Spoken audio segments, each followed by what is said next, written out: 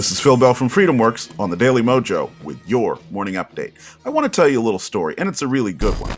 My friend Richard McCarty is a hard-working grassroots activist. Ever since he and I got to be friends, we'd go out on Saturdays and Sundays, or pretty much any day could get off work and knock on doors and make phone calls for Republicans in the Commonwealth of Virginia.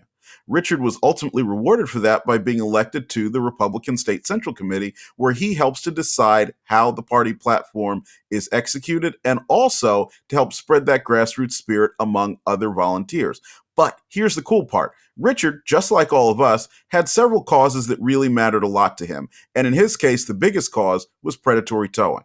And you know about predatory towing. Do you ever drive your car over to maybe your friend's apartment or a parking lot, for a store or other restaurant or otherwise, park and then come out to find out that your car has been stolen by some towing company who then wants you to give them a large amount of money, almost always in cash, and usually in some sketchy place across town in order to get your car back. So in order to crack down on it, Richard didn't want to just yell about it over dinner. He didn't want to just complain about it watching TV, and he certainly didn't want to wait for someone else to do something about it. He decided to start his own organization, the Coalition for Motorist Rights.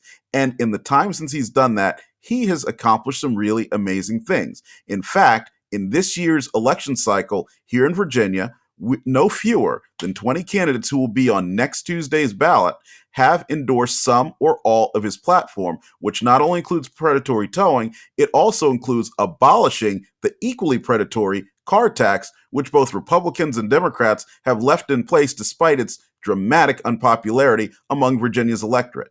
You see, I'm spotlighting Richard not only because he's doing a lot of really cool things that I agree with, but also because he is an example of what each of us can do.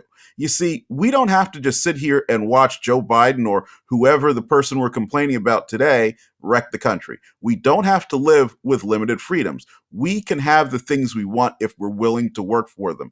And each of us has that ability to do it. What's more, since you're part of the audience, you know that the first step is heading on over to freedomworks.org and signing up to become a member of our Freedom Teams. There, you can work with a lot of people who also share causes that will promote freedom, liberty, and opportunity and help make those things happen. And I hope you have a great day. Phil Bell's Morning Update is only on thedailymojo.com.